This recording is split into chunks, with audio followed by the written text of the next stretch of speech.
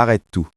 Si tu es jeune, si tu veux devenir entrepreneur et si tu ne veux pas faire partie des 90% qui échouent dans leurs 3 premières années, alors cette vidéo peut littéralement te sauver des années de galère. Regarde jusqu'à la fin, parce que je vais te montrer une étude de cas réelle, des erreurs que presque tous les jeunes entrepreneurs font, sans même s'en rendre compte. Mais avant de commencer, abonne-toi maintenant, parce qu'ici, on ne vend pas du rêve, on construit des résultats. Prenons l'exemple de David. David avait 500 $. Il voulait lancer une marque de t-shirts avec des citations motivantes. Il crée un logo, il imprime 100 t-shirts, il ouvre une page Instagram. Résultat, 3 mois plus tard, presque 0 vente. Pourquoi? Parce qu'il aimait son idée, mais il n'a jamais vérifié si les gens avaient réellement besoin de ça. Beaucoup de jeunes entrepreneurs font cette erreur. Ils créent un produit avant même de vérifier s'il existe une demande. Leçon concrète, avant de lancer quoi que ce soit, pose-toi 3 questions simples. 1. Quel problème réel je résous? 2. Qui souffre de ce problème? 3. Est-ce que ces personnes sont prêtes à payer pour la solution? Un business ne commence pas par une idée, il commence par un problème douloureux.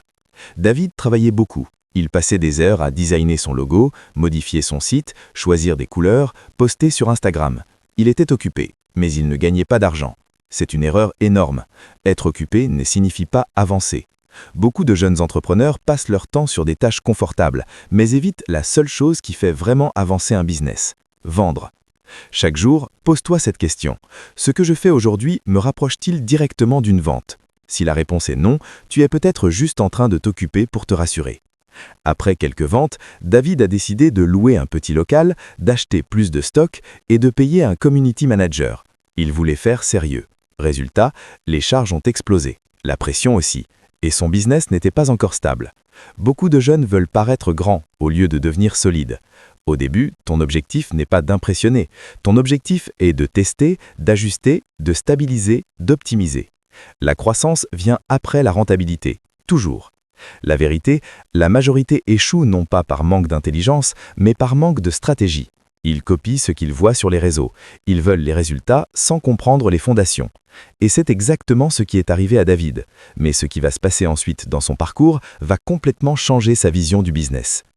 David était assis seul dans sa chambre, des cartons de t-shirts invendus derrière lui, son compte bancaire presque vide, et cette pensée qui le traversait l'esprit. Peut-être que je ne suis pas fait pour entreprendre. C'est exactement à ce moment-là que 90% des jeunes abandonnent. Mais David a fait quelque chose de différent. Il n'a pas lancé un nouveau business, il n'a pas changé de logo, il n'a pas acheté une nouvelle formation. Il a fait quelque chose de beaucoup plus simple et beaucoup plus puissant. Il a décidé d'analyser froidement son échec. Avant, il se demandait comment vendre mes t-shirts. Maintenant, il se demandait pourquoi les gens n'achètent pas. Et cette petite différence a tout changé. Il a commencé à parler directement aux personnes qui avaient visité sa page. Il leur a posé des questions simples. Pourquoi tu n'as pas acheté? Qu'est-ce qui t'a bloqué? Qu'est-ce que tu recherches vraiment? Les réponses l'ont choqué. Personne ne voulait de citations motivantes. Les gens voulaient des t-shirts personnalisés pour des anniversaires, des couples, des événements, des équipes. Ils ne vendaient pas ce que le marché voulait, ils vendaient ce qu'il aimait. Le marché ne paie pas tes passions. Il paie ses solutions. Si tu veux réussir jeune en business, retiens ça. Ton opinion ne compte pas. Ton goût personnel ne compte pas.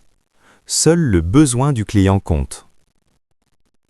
Au lieu d'imprimer 100 t-shirts à l'avance, il a décidé de publier des modèles personnalisables, prendre les commandes avant impression, produire seulement après paiement. Résultat, plus de stock inutile, plus de risques massifs, plus de pression financière. C'est là qu'il a compris quelque chose d'essentiel. Un jeune entrepreneur ne doit pas chercher à maximiser le profit au début. Il doit minimiser le risque. Avant, il postait juste des photos.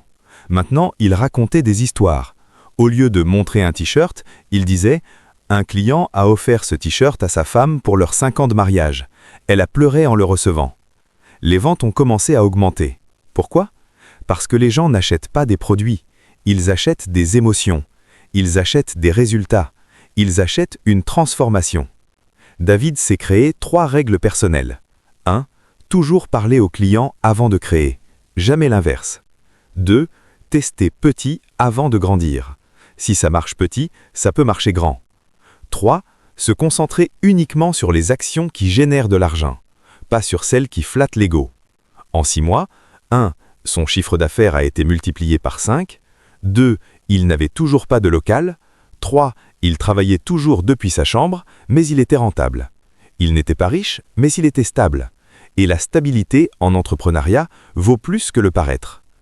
Si tu regardes cette vidéo aujourd'hui, pose-toi ces questions honnêtement. Est-ce que je suis amoureux de mon idée? Est-ce que je passe plus de temps à préparer qu'à vendre? Est-ce que je veux paraître entrepreneur ou devenir entrepreneur? La majorité veut le lifestyle, la minorité accepte la discipline invisible. Et c'est pour ça que 90% échouent.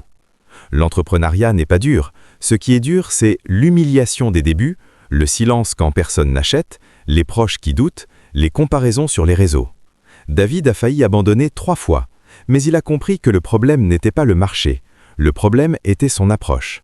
Et ce n'est que le début, parce que plus tard, il va faire une erreur encore plus dangereuse, une erreur que font ceux qui commencent enfin à réussir.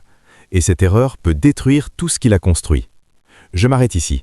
Dis-moi si tu veux que je continue avec la partie 3, l'erreur qui détruit les entrepreneurs quand ils commencent à gagner de l'argent. David commençait enfin à respirer. Les commandes arrivaient régulièrement, son compte bancaire remontait. Il recevait même des messages comme « Frère, ton business marche bien, hein ?» Et c'est là que le danger commence. Pas quand tu échoues, mais quand tu commences à réussir. Petit à petit, David a commencé à relâcher ses standards. Il répondait moins vite aux clients, il vérifiait moins la qualité, il dépensait plus pour impressionner, il publiait moins régulièrement. Il pensait « Maintenant ça marche, c'est bon ». Mais le marché ne pardonne pas. Les clients ont commencé à se plaindre, les avis positifs ont diminué, les ventes ont ralenti. Le succès lui avait donné confiance, mais cette confiance était devenue négligence. En entrepreneuriat, il y a 3 phases. L'excitation du début, la difficulté de la croissance, la discipline de la stabilité. Beaucoup survivent à la phase 1. Certains traversent la phase 2. Mais seuls les vrais entrepreneurs maîtrisent la phase 3. David a compris quelque chose de fondamental. Le business ne récompense pas la motivation. Il récompense la constance. Un soir, après une semaine de vente faible, il s'est regardé dans le miroir. Et il s'est dit « Si je perds ce business, ce ne sera pas à cause du marché, ce sera à cause de moi. » Le lendemain, il a repris les bases. Répondre à chaque message rapidement, améliorer la qualité, demander des retours clients, analyser ses chiffres chaque semaine, continuer à apprendre. Pas de révolution, juste de la discipline.